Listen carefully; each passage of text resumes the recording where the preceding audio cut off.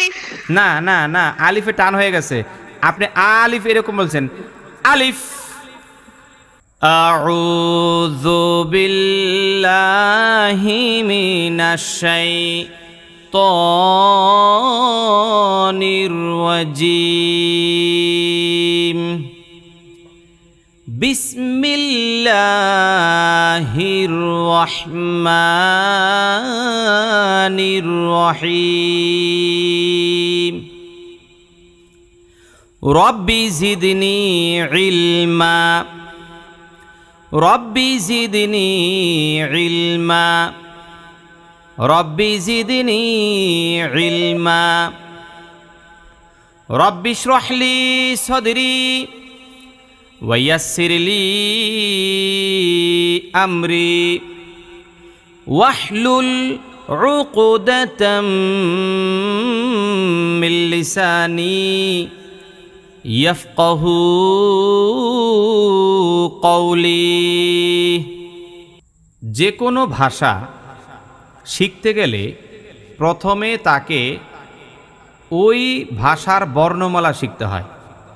যদি আপনি ইংরেজি শিখেন তাহলে ইংরেজি বর্ণমালা শিখতে হয়, যদি আপনি ফার্সি শিখেন ফার্সি বর্ণমালা শিখতে হয়, উর্দু শিখলে উর্দু বর্ণমালা শিখতে হয়। মানে এক কথায় পৃথিবীর মধ্যে যত ভাষা আছে সব ভাষারই বর্ণমালা আছে, ওগুলো শিখতে হয়, তারপরে ওইটার উপর একটা ভালো দখল হয়ে যায় অথবা ওই ভাষাটা আপনি পড়তে পারেন। ঠিক তেমনিভাবে আরবি যারা পড়তে চায়, কোরআন যারা পড়তে চায়, অবশ্যই কোরআন কারিমের যে ভাষা ওই ভাষার যে বর্ণ আছে ওই বর্ণগুলো প্রথমেই তাকে জানতে হবে, শিখতে হবে এবং বর্ণগুলোর সঠিক শুদ্ধ উচ্চারণ করতে হবে। আমাদের অধিকাংশ ব্যক্তিদের বর্ণমালায় সমস্যা, মানে মাখরাজে ত্রুটি, যার কারণে আমাদের পড়ায় লাহানে জলি হয়ে যায়।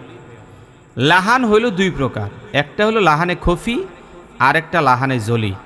লাহানে জলি যেটা ওইটা বড় ভুল, ওই ভুলে নামাজ নষ্ট হয়ে যায়। আরেকটা হইল লাহানে খফি, ওই ভুলটা হইল ছোট ভুল, ওই ভুলে নামাজের কোনো ক্ষতি হয় না, নামাজ হইয়া যায়। তো মাখরাজে যদি ত্রুটি হয়, মানে এক হরফের জায়গায় অন্য হরফের যদি উচ্চারণ হইয়া যায়, সেক্ষেত্রে কিন্তু আপনার নামাজ ফাসিদ হয়ে যাবে। তো চলুন আমরা প্রথমেই আরবি 29টি হরফ শুদ্ধ করে উচ্চারণ করব এবং এই 29টি হরফ ভালো করে মুখস্থ করব, প্লাস পাশাপাশি এই 29টি হরফের সঠিক মাখরাজ আমরা শিখব। এই মাখরাজগুলো কোন কোন জায়গা থেকে উচ্চারিত হয়, কিভাবে আমাদের উচ্চারণ করা উচিত, তাও ইনশাল্লাহ আমরা শিখে নিব। তো চলুন আমি আপনাদেরকে 29টি বর্ণমালা এখন শেখানোর চেষ্টা করব। জি, আরবি বর্ণমালা সর্বমোট কয়টি বলেন তো আপনারা? আরবি বর্ণমালা কয়টি? 29টি হুজুর। হ্যাঁ, 29টি আরবি বর্ণমালা হলো 29টি। এই 29টি আরবি বর্ণমালার মধ্যে প্রথম যে বর্ণ অথবা হারফ, আরবিতে বলা হয় হারফ, আর বাংলায় বলা হয় বর্ণ, আর ইংরেজিতে বলা হয় সম্ভবত অ্যালফাবেট। আচ্ছা, এখন আমরা যেহেতু আরবিটা পড়ব তো আমরা হরফ বলবো, হরফ। তো আরবি যে বর্ণমালা অথবা আরবি যে হরফ আছে, আমি হরফটাও এখানে একটু কোট করে দেই।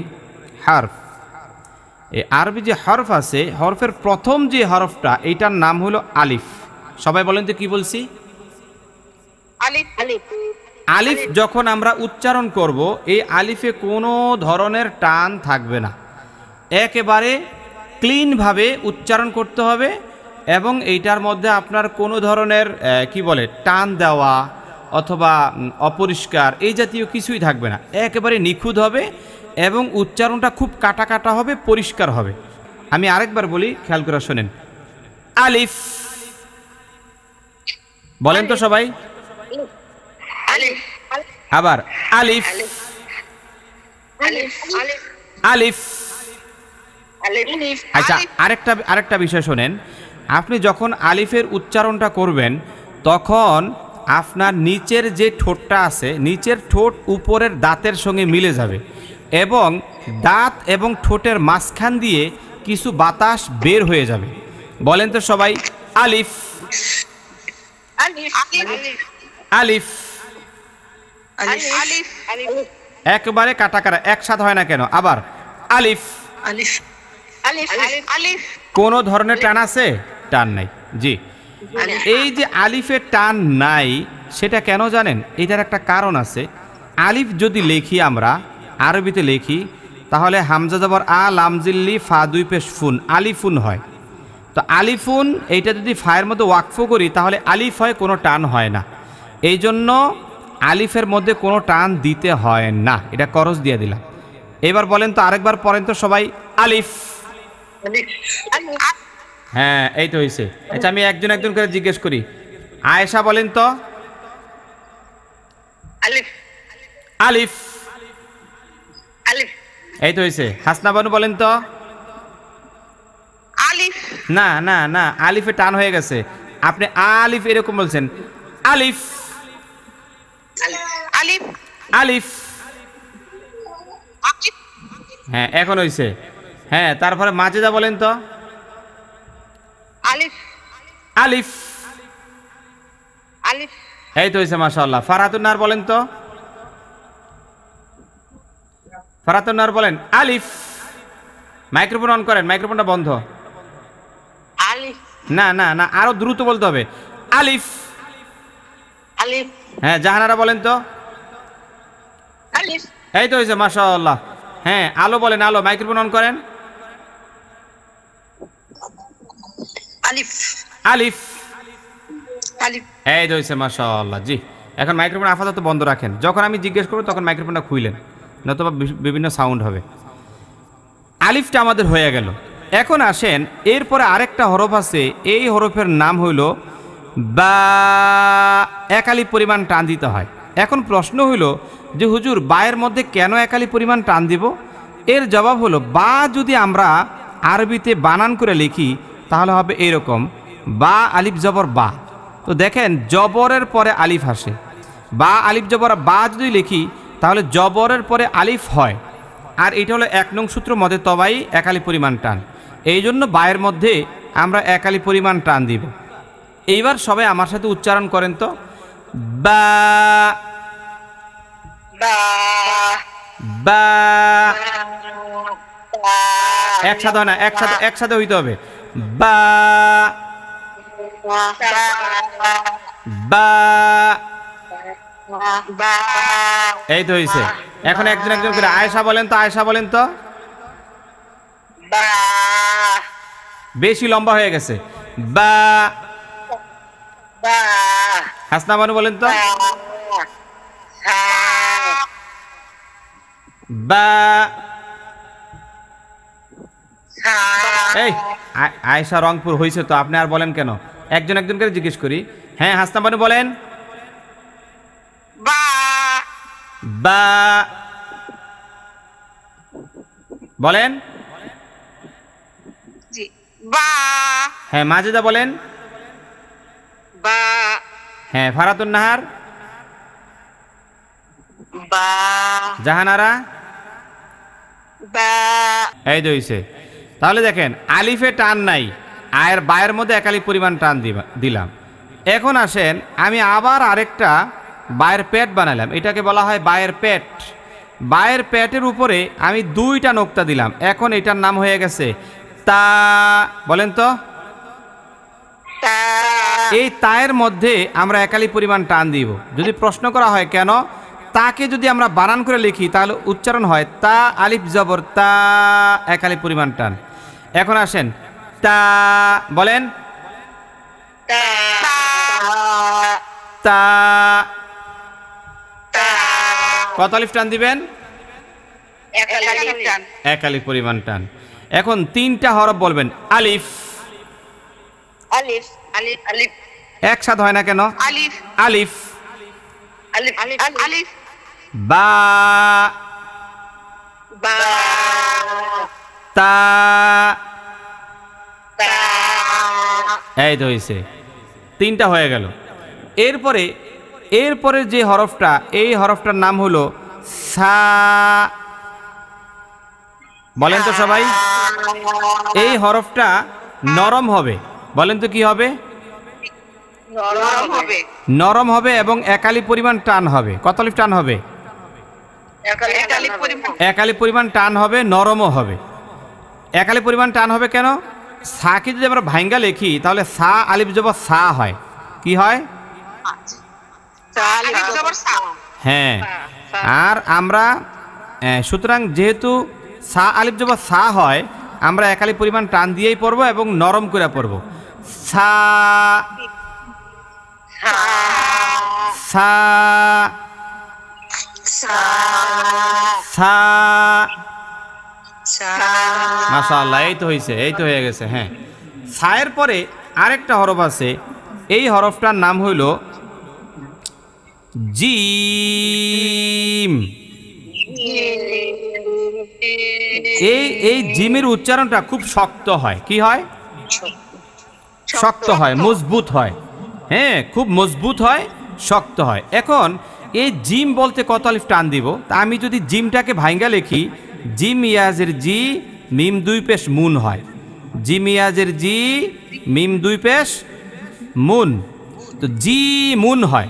তো আমরা যদি মিমের মধ্যে ওয়াকফ করি, মধ্যে আরজি হয়ে যায়। মদের হরফের পরে হরফে ওয়াকফ হইলে মধ্যে আরজি হয়ে যায়। হ্যাঁ, তো এই জন্য আমরা এটাকে কি করব? ওয়াকফ করব এবং মধ্যে আরজি 3 আলিফ পরিমাণ টান দিয়েই পড়ব। এখন আসেন জিম।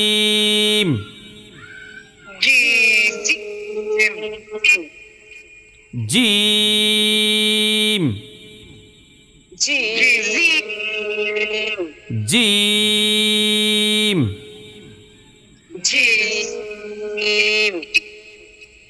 কত আলিফ টান হবে? 3 আলিফ। হয়েছে। এখন জিমের পরে আমি আরেকটা জিম লিখলাম এরকম। হ্যাঁ, এটার মধ্যে আমি আর কোনো নোক্তা দিলাম না, এটা খালি রাখলাম। এটার নাম হলো হা। এই হায়ের মধ্যে আমরা একালি পরিমাণ টান দিব। কেন জানেন? হা যদি বানান করে লিখি, এটার ইয়া হয় হা আলিফ জবর হা, একালি পরিমাণ টান হয়। হ্যাঁ, এবার সবাই আমার সাথে বলেন তো, চাপ দিয়া বলবেন, একেবারে চাপ দিয়া। হা। আরো চাপ দিয়া, আরো চাপ দিয়া। হা। একসাথে হয় না, একসাথে হয় না। হা।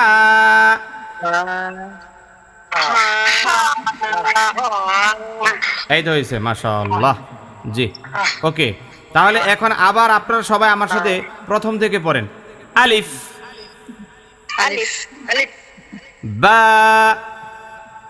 বা তা। তা। এই এত লম্বা টান দিবেন না, এত লম্বা টান দিবেন না। আমি কতটুকুন দিছি? এতটুকুন। তা তা সা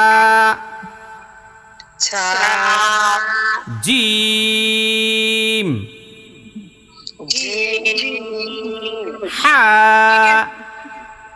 হা। এই তো হয়েছে। জি, এখন এরপরে হলো, এরপরে আমরা শিখব খ।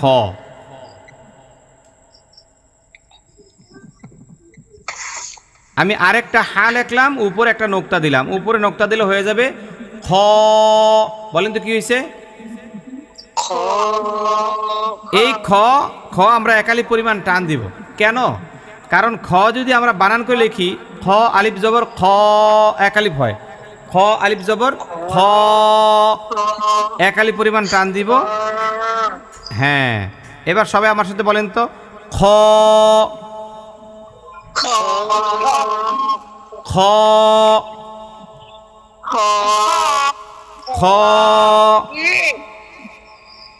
বলেন খ। খ। আচ্ছা, এরপরে আরেকটা হরফ আছে, এই হরফটার নাম হইল দাল। নরম না শক্ত? দাল স্বাভাবিক থাকবে, এটা শক্তও না নরমও না, দাল স্বাভাবিক, ইজি ভাবে উচ্চারণ করবেন। হ্যাঁ, ঠিক আছে। দালটা, দাল যদি আমরা ভাঙ্গা লিখি তাহলে দাল আলিফ জবর দা লাম দুই পেশ লুন, দালুন হয়। তা আমরা যদি লামের মধ্যে ওয়াকফ করি তাহলে এইটা মধ্যে আরজি হয়, 3 আলিফ পরিমাণ টান দিতে হবে। এখন আপনারা সবাই আমার সাথে 3 আলিফ পরিমাণ টান দিয়া দালের উচ্চারণটা করবেন। দাল দাল দাল, দাল। এই তো হয়েছে মাশাআল্লাহ। এরপরে দালের পরে আরেকটা হরফ আছে দালের মতো দেখতে, শুধু নুক্তাটা দেওয়ার কারণে এটা নাম চেঞ্জ হয়ে যায়। এটার নাম হলো জাল। বলেন এটা হবে নরম নরম, একদম নরম, সফট হবে। এই জালের উচ্চারণ করতে গিয়ে জিহিবাটা দাঁত থেকে একটু বের করে দিবেন, তাইলে মানে জালের উচ্চারণটা একদম পারফেক্ট হয়ে যাবে। এই জালের মধ্যে 3 আলিফ পরিমাণ টান দিবেন। কেন? জাল আলিফ জবর জাল আম দুই পেশ লুন, জালুন জালুন, এরকম হবে। আচ্ছা, এখন আসেন জাল জাল জাল। হ্যাঁ, জালের মধ্যে কত আলিফ টান দিবেন? 3 আলিফ পরিমাণ টান। এই তো হয়েছে। তাহলে 3টা হরফ উচ্চারণটা আবার করি। বলেন খ খ খ খ দাল দাল জাল। জাল। এই তো হয়েছে মাশাআল্লাহ। এখন আসেন এরপর আরেকটা হরফ আছে, এই হরফটার নাম হইল র। র বলেন র।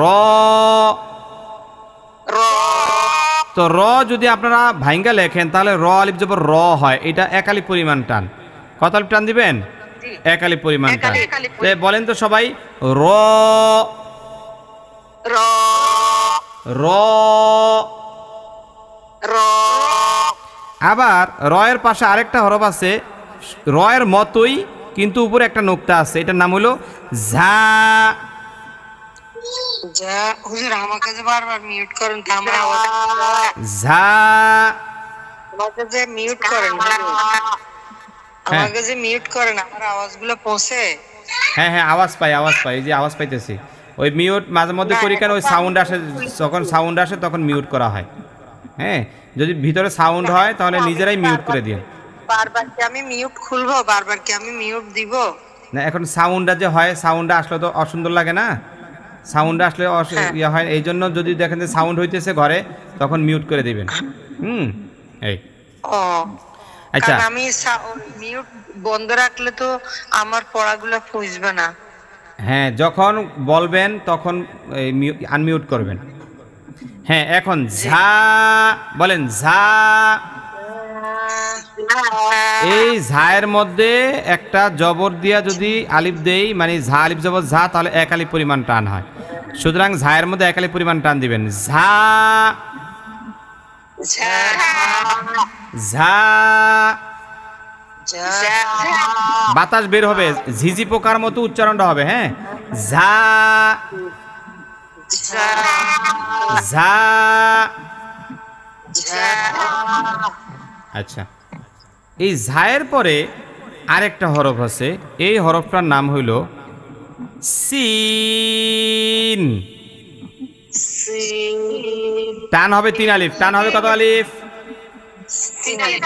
3 আলিফ। আলো, আপনার এখানে আওয়াজটা কিসের? কি ফ্যান খুব বাড়ায় চালাইছেন নাকি? আওয়াজটা কিসের?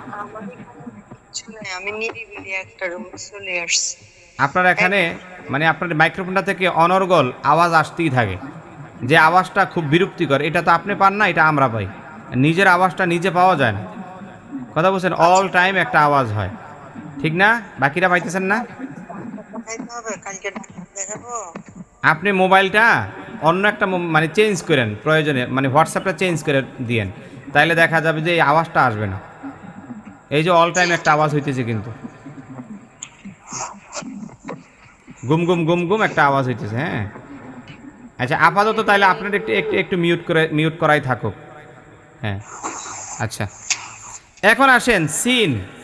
এই সিনটা যদি আমরা ভাইঙ্গা লিখি তাহলে দেখেন সিন ইয়াজের সি, নুন দুই পেশ নুন হয়, সি নুন, সি নুন হয়। এখন সি নুনটা এক্ষেত্রে আমরা যদি নুনের মধ্যে ওয়াকফ করি তাহলে কি হবে? সিন এরকম হবে, সিন, তিন আলি পরিমাণ টান। বলেন তো সবাই, সিন, সিন। হ্যাঁ বলেন সবাই, সবাই একসাথে, সিন। এই তো হয়েছে, মাশাআল্লাহ। শোনেন এখানে একটা কথা বলি, সিনের উচ্চারণটা করতে যাইয়া পরিপূর্ণ চ হবে না, আবার পরিপূর্ণ স হবে না, মাঝখানে থাকবে।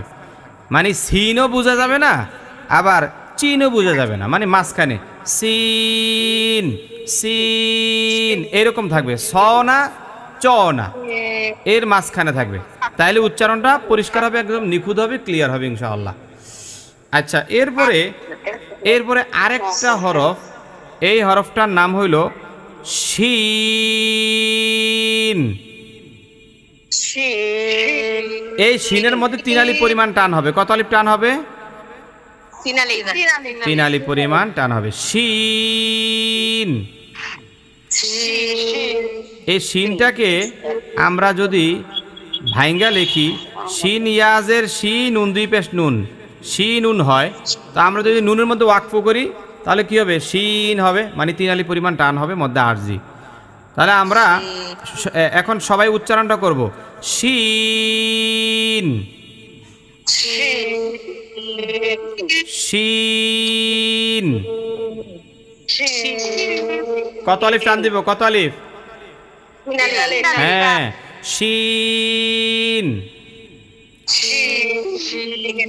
হ্যাঁ, আচ্ছা শিনের পরে আরেকটা সদ, আরেকটা হরফ হইল, সেটার নাম হলো সদে।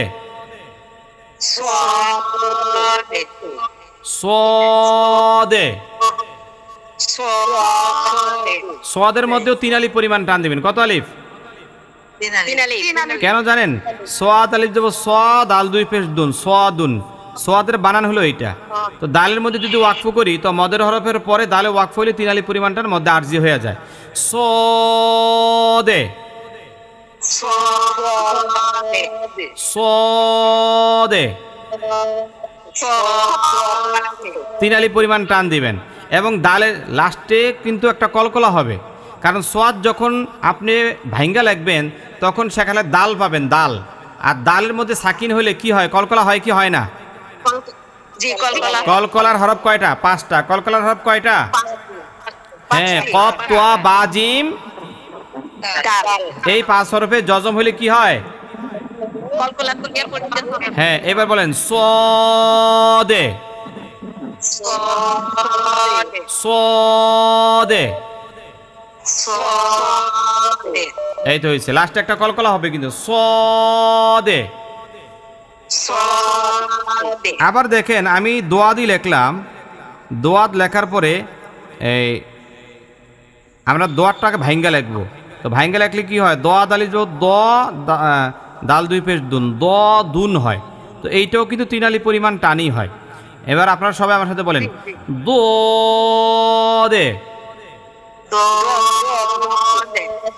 লাস্টে কিন্তু কলকলা হবে, দে,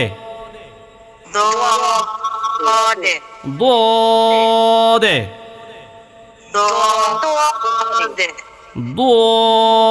দে। এবার সোয়াদের মাথার মতো একটা মাথা বানায়া যদি উপর থেকে টান দিয়া লাগাই দিই তখন সেটাকে বলা হয় তো। এক আলি পরিমাণ টান, তো। কারণ তোয়া যদি ভাঙ্গা লেখি, তো আলি জবর তোয়া হয়, এক আলি পরিমাণ টান হয়, তো,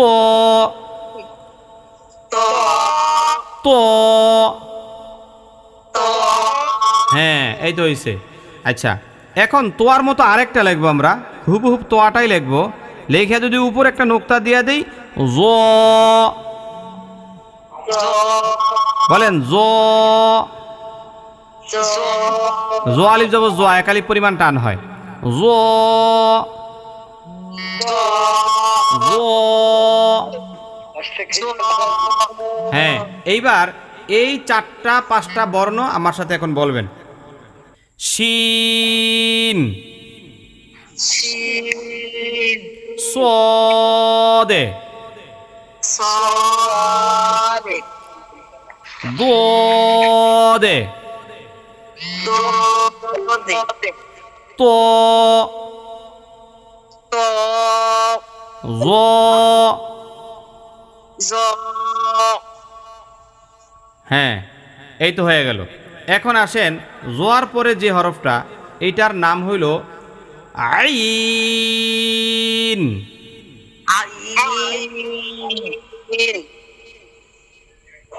আইনের মধ্যে 1 থেকে 3 আলিফ পরিমাণ টানতে পারবেন কত থেকে 1 থেকে 3 আলিফ পরিমাণ এটা কেন জানেন আইনটাকে যদি আমরা ভাঙ্গা লিখি আইন ইয়া জবর আইন উন দুই পেশ নুন আইনুন হয় আইনুন আইনুন যদি হয় তো নুনের মধ্যে ওয়াকফ করলে মধ্যে লিন হয় 1 আলিফ পরিমাণ টান কারণ জবরের বাম পাশে যজমলা ইয়া লিনের হরফের বামের হরফে ওয়াকফ করলে 1 আলিফ পরিমাণ টান হয় তো এটাকে বলা হয় মধ্যে লিন আরজি মানে 3 আলিফ পর্যন্ত টানা যায় সুবিধা অনুযায়ী 1 আলিফ থেকে 3 আলিফ পর্যন্ত আপনার ইচ্ছা মতো যদি মনে করেন যে 3 আলিফ টানলে সুরটা ভালো হয় তো 3 আলিফ টানবেন যদি মনে করেন যে 1 আলিফ টানলে ভালো হয় 1 আলিফ পরিমাণ টানবেন তো বলেন আইন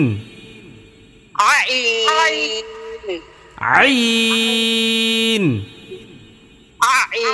এই শোনেন আইন এরকম না আইন এরকম না আইন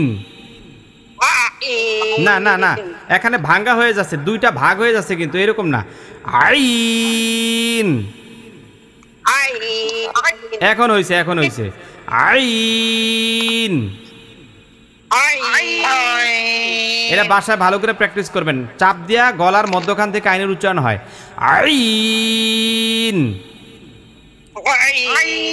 এ গয়ন না আইন এখন আইনের উপরে যদি আমরা একটা নোক্তা দিয়া দিই কি হবে বলেন তো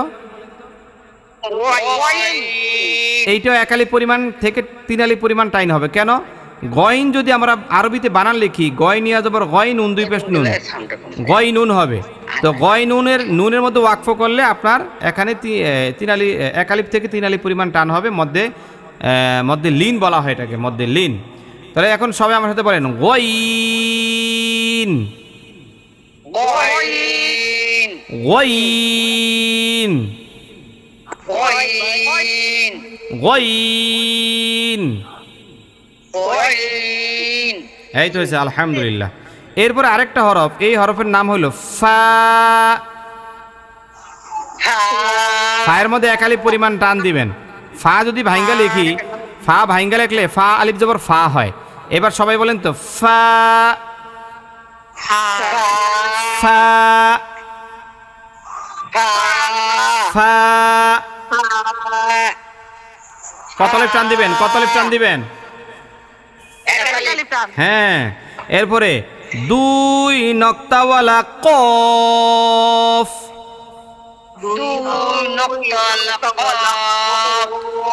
কফ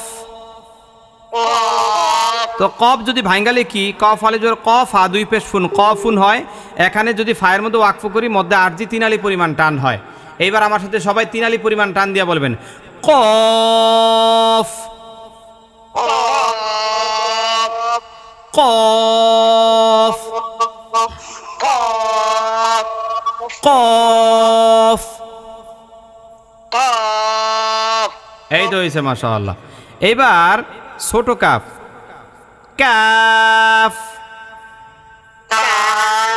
এটাকে বলা হয় ছোট কাফ ছোট কাফের উচ্চারণ একেবারে স্বাভাবিক এই কাফ উচ্চারণ করতে কোনো কষ্ট হয় না না মানে একেবারেই নরমাল ভাবে বলবেন যে কাফ বলেন কাফ কাফ 1 আলিফ পরিমাণ সরি এখানে 3 আলিফ পরিমাণ টান হবে কাফ আলিফ জবর কা কাফ আলিফ জবর কা ফা দুই পেশ ফুন কাফুন তো মধ্যে আরজি হয়ে গেছে 3 আলিফ পরিমাণ টান দিবেন হ্যাঁ তাহলে বলেন calf calf calf calf. Calf এই তো হয়েছে, আলহামদুলিল্লাহ। এরপরে আরেকটা হরফ আছে, এই হরফটার নাম হইল লাম। লাম লাম। এই লামের মধ্যে 3 আলিফ পরিমাণ টান দিবেন। কত আলিফ? 3 আলিফ। কেন জানেন? লাম যদি ভাঙ্গা লিখি, লাম আলিফ জবর লা, মিম 2 পেশ মুন, লামুন হয়। তো মিমের মধ্যে ওয়াকফ করলে মধ্যে আরজি 3 আলিফ পরিমাণ টান হয়ে যায়। সবাই বলেন তো, লাম লাম লাম। লাম লাম উচ্চারণে কোনো ঝামেলা নাই, একেবারে নর্মাল আওয়াজ হবে, লাম। লাম এইবার বলেন মিম। মিম মিমের উচ্চারণ যদি আপনি ভাঙ্গা লেখেন তাহলে মিম ইয়াজের মি, মিম 2 পেশ মুন, মিমুন হয়। তো মিমের মধ্যে যদি ওয়াকফ করি মধ্যে আরজি হয়ে যায়, 3 আলিফ পরিমাণ টান, মিম। মিম সবাই মিম। মিম। এই তো হয়েছে, মাশাআল্লাহ। কত আলিফ টান দিবেন? 3 আলিফ। 3 আলিফ টান। এই তো হয়েছে। এরপরে নুন। নুন নুনের মধ্যেও 3 আলিফ পরিমাণ টান দিবেন। নুনে কি করবেন? 3 আলিফ। হ্যাঁ, মূলত এটা ছিল নু নুন, নু নুন। তো যদি এখানে নুনের মধ্যে ওয়াকফ করেন তখন এটা 3 আলিফ পরিমাণ টান হয়ে যায়, মধ্যে আরজি। নুন নুন নুন। নুন ওয়াও। ওয়াও 3 আলিফ পরিমাণ টান দেন, ওয়াও। ওয়াও ওয়াও যদি ভাঙ্গা লেখেন তাহলে এইভাবে লিখতে হবে, ওয়াও আলিফ জবর ওয়া, ওয়াও 2 পেশ উন, ওয়া উন শব্দটা। তো এটা ওয়ার মধ্যে ওয়াকফ করলে ওয়াও হয়ে যায় আর কি, ওয়াও ওয়াও ওয়াও। ওয়াও 3 আলিফ পরিমাণ টান দেবেন। কত আলিফ? 3 আলিফ। এই তো হইছে, ওয়াও। ওয়াও এবার হলো গুল হা। গুল হা। গুল হা গুল হার কি? তো হ্যাঁ, তো হা উচ্চারণ করলে হ্যাঁ হায়ের মধ্যে 1 আলিফ পরিমাণ টান হয়, হা। হা যদি ভাঙ্গা লেখেন তখন এমনি লিখতে হয়, হা আলিফ জবর হা। এবার বলেন হা। এই হায়ের একটা নাম আছে, নাম খাতা লেখা রাখেন, হায়ে হাওয়াজ লেখেন, হায়ে হাওয়াজ। হাওয়াজ। এই হাটা সবসময় মোটা করে উচ্চারণ করতে হয়। কি কইরা? যেমন হা বলেন, হা। গলাটা ফুলাইয়া একদম মনে করেন যে অবস্থা খারাপ হয়ে যাবে, এরকম আপনাকে দেখলে আরেকদিন ভয় পেয়ে যাবে, হা। হ্যাঁ, এরপর আরেকটা হরফ আছে, এই হরফটার নাম হইল হামজা। হামজার মধ্যে কোনো টান নাই, হামজার মধ্যে কোনো টান নাই। বলেন তো কেন? হামিম জবর হাম, ঝা জবর ঝা, তা 2 পেশ তুন, হামজাতুন। যদি ভাঙ্গা লেখি, শোনেন, যদি ভাঙ্গা লেখি তাহলে আসে হামজাতুন। বলেন কি বলছি? তো হামজাতুন যদি হয় তো শেষ বর্ণে যদি আমরা ওয়াকফ করব, তায়ের মধ্যে ওয়াকফ করলে তা কি হয়ে যায়? হা হয়ে যায়। গোল তায়ের উপর ওয়াকফ করলে গোল তা থাকে না, তা কি হয়ে যায়? হ্যাঁ, তো দেখেন, তো ঝা যায় হাটাকে ধরবে, হায়ের মধ্যে সাকিন চলে আসবে, হামজা। বলেন তো কি হয়েছে? এই যদি প্রশ্ন করা হয় হামজার মধ্যে কেন টান নাই, কি বলবেন? হ্যাঁ, যে হুজুর হামজা লেখতে অথবা হামজার বানান করতে কোনো টান নাই, এই জন্য হামজা বলতেও কোনো টান নাই। হামজা বলেন, হামজা। সর্বশেষ হরফ ইয়া। ইয়ার মধ্যে 1 আলিফ পরিমাণ টান দিবেন, ইয়া আলিফ জবর ইয়া। ঠিক আছে, বলেন ইয়া। ইয়া। এইবার আমরা এতক্ষণ তো আমরা ব্যাখ্যা বিশ্লেষণ মোটামুটি অনেক কিছু শিখলাম, কোন হরফটা কত আলিফ পরিমাণ টান দিবেন সবই শিখলাম। এখন আমি 29টা হরফ আপনাদেরকে শিক্ষা দেব। আলিফ, বা, তা, সা, জিম, হা, খ, দাল, জাল, র, ঝা, সিন, শিন। এই শিনের মধ্যে 3 আলিফ পরিমাণ টান একসাথে হইতে হবে। শিন, সদে, দোদে, তো, জ, আইন, গইন, ফা, কফ, কাফ, লাম, মিম, নুন, ওয়াও, হা, হামজা, ইয়া। এই তো হয়েছে, বলেন না সবাই আলহামদুলিল্লাহ। শোনেন, আজকে যেই পড়াগুলো পড়াইলাম, আগামীকাল এগুলোর মধ্য থেকে আমি প্রশ্ন করব।